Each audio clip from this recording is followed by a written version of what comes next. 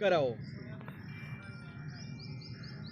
अब जो जिक्र की महफिल में, ख़त्म की महफिल में, 40वें की महफिल में, कुल की महफिल में, हजूर के मिलाद की महफिल में, या 11वीं शरीफ की महफिल में, या जिक्र इमाम हुसैन की महफिल में, जो भी इन नेक महाफिल में बैठता है, अरे उनका नाम फरिश्ते लिखकर अल्लाह की बारगाह में ले जाते हैं। सुभान अल्लाह। और सिर्फ ले जाकर दे नहीं देते अल्लाह को, अल्लाह फरिश्तों से सवाल करता है, फरिश्तों बताओ कौन कौन बंदा मेरा और मेरे महबूब का जिक्र खैर कर रहा है।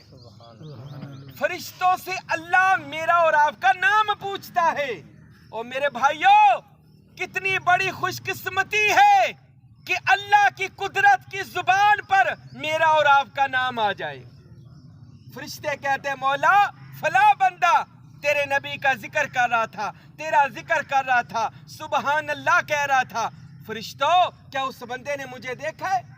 या अल्लाह नहीं देखा। तो फिर मुझे पाक क्यों कहता है? या अल्लाह तेरे नबी ने फरमाया है, इस वजह से तुझे पाक कह रहा है। अल्लाह तेरी हमदो सना कर रहा है। अल्लाह फरमाते हैं, अशहदु या मलाइकाती, ऐ मेरे फरिश्तों गवाह हो जाओ, मैंने उसकी भी बख्शिश फरमा दी, उसके घर वालों की भी बख्शिश फरमा दी। सुभान अल्लाह। अज लोग सानू पुछ लेंदे ने ना, एक कुला दा खत्म किथे लिखिया, ए साता दे जलिसवा किथे लिखिया। मेरे दोस्तों, मेरे नबी ने फरमाया, मोमनों के इकट्ठे होने में भी खैर है। मुसलमान इकट्ठे हो जाएं, अल्लाह उसके इकट्ठे होने की बरकत से उन पर बाराने रहमत नाज़िल फरमा देता है। एक कुला दा खत्म साडा पंजाब दा कल्चर है, नाम कुल रख दिता, साता रख दिता, एक कल्चर दे हिसाब ना। हदीसां दे विच महाफल चलिसवे नू या कुला नू किया जाता है साले सवाब। और ये आप कभी भी कर सकते हैं, कभी भी कर सकते हैं, साल में कर सकते हैं, जुमेरात की जुमेरात कर सकते हैं। ये हदीसों में मौजूद है कि अल्लाह के नबी जब कब्रिस्तान के पास से गुजरते थे, यासीन या कोई भी सूरत पढ़कर हजूर उनको साले सवाब कर देते थे। मिलकर बैठना, अल्लाह और उसके रसूल का जिक्र करना, ये मेरे दोस्तों, ये मेरी आपकी और दुनिया से जाने वाले की बख्शिश का जरिया है। और एक हदीस में ये भी आया, रसूल पाक ने फरमाया, जब मुसलमान इकट्ठे होकर जिक्र करते हैं, बयान करते हैं, महफिल करते हैं, कॉन्फ्रेंस करते हैं, जिक्र का या बयान का कोई हल्का से जाते हैं, रसूल अल्लाह ने फरमाया, अल्लाह एक फरिश्ते की ड्यूटी लगा देता है, ए फरिश्ते दरवाजे पे खड़े हो जा, जो कोई महफिल के बाद उठ कर जाए, उसके कान में ये मनादी कर दे, अल्लाह ने तेरे गुनाह माफ कर दिए, अल्लाह ने तेरे गुनाह माफ कर दिए। मेरे भाइयों, 40वें के खत्म का भी यही अल्लाह के नबी का हुक्म है कि जब आप मोमन इकट्ठे होकर इस साले सवाब करते हो, जिक्र की महफिल करते हो, दुनिया से जाने वाले की भी अल्लाह बख्शिश कर देता है, महफिल में आने वाले की भी अल्लाह बख्शिश कर देता है। और जो हमारे बड़े प्यारे और मस्जिद के खादिम जनाब रियासत साहब, राना रियासत साहब, अल्लाह उनकी करोड़ बख्शिश फरमाए, अजाब कब्र अजाब जहन्नम से अल्लाह बचाए।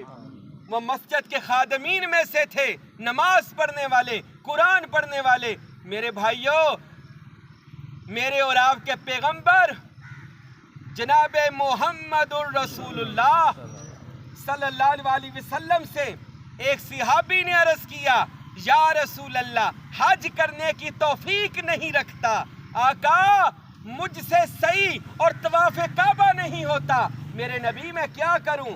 मेरे नबी ने फरमाया, आ मैं तुझे वो हज बता दूं जो अल्लाह को कबूल ही कबूल है। ये जो हम करके आते हैं 15 लाख लगाकर, पता नहीं वो मालिक कबूल करे या ना करे, ये उस बेपरवाह की मर्जी है। पर एक हज ऐसा है जो अल्लाह के नबी ने कहा अल्लाह को कबूल ही कबूल है।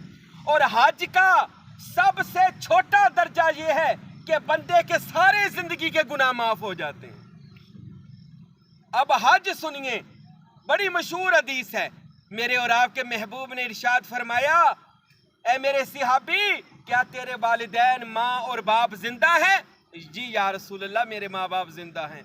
فرمایا پھر اپنے ماں اور باپ کے چہرے کو محبت کی نظر سے دیکھ لے، اللہ تجھے حج اکبر کا درجہ عطا فرمائے گا۔ سبحان اللہ۔ او حج جڑا قبول ہی قبول اکبری حج، اللہ تجھے وہ درجہ عطا فرمائے گا۔ اور میں پھر دس دما حج دا چھوٹا ادنا درجہ گناہ معاف ہو جاندے نے۔ ماں باپ کو عزت سے بلانا، ماں باپ کو محبت سے دیکھنا، ماں باپ سے نیکی کرنا، ماں باپ سے سلوک کرنا میرے اور آپ کے گناہوں کی معافی کی دلیل ہے۔ بڑا جلیل القدر نبی ہے موسیٰ علیہ السلام، ایک دن عرض کرتے ہیں مولا مینوں وی وکھا جنت وچ میرا پڑوسی کون ہونا ہے۔ لوکی تے جدو مکان لیندے نے پہلے پڑوسی پتہ کردے نے ہمسائے کینج دے نے، برا ہمسایہ اللہ کسے دشمن نو ہی نہ دے۔ تے موسیٰ نبی نے کہہ دیتا مولا مجھے بتا جنت میں میرا ہمسایہ کون ہے؟ فرمایا موسیٰ فلاں کسائی تیرا ہمسایہ ہے۔ اب کسائی ساری زندگی گوشت کی اس سے محک آتی رہے گی۔ حضرت موسیٰ فرماتے کسائی نے تو زندگی میں کبھی کوئی نیک کام ہی نہیں کیا، نہ کبھی ہیکل سلیمانی یعنی نماز پڑھنے کو اس زمانے کی جو عبادت تھی کوئی عبادت کرنے نہیں آیا۔ اچھا میں اس کا پتہ کرتا ہوں۔ حضرت موسیٰ پورا دن تاک لگا کر اس کسائی کی دکان اور بھٹے کو دیکھتے رہے کہ یہ کیا نیک عمل کرتا ہے۔ پورا دن دیکھا اس بندے نے کوئی نیک کام نہیں کیا، کوئی عبادت والا کام نہیں کیا۔ اور موسیٰ بھی گل سوچی جان عبادت بھی کوئی نہیں، نیک بھی کوئی نہیں، ولی بھی کوئی نہیں، تے میرا جنت اندر ہمسایہ بھی ہے۔ حضرت جناب موسیٰ علیہ السلام فرماتے ہیں پر میں ایک چیز دیکھتا رہا، جب وہ گوشت بناتا تھا نا تو گول گول بوٹیاں سائڈ پر رکھ لیتا تھا۔ موسیٰ علیہ السلام نے سوچا اس کا دن تو دیکھ لیا ہے، اب اس کی رات بھی دیکھ لیتا ہوں، شاید کوئی رات کو عبادت کرتا ہو۔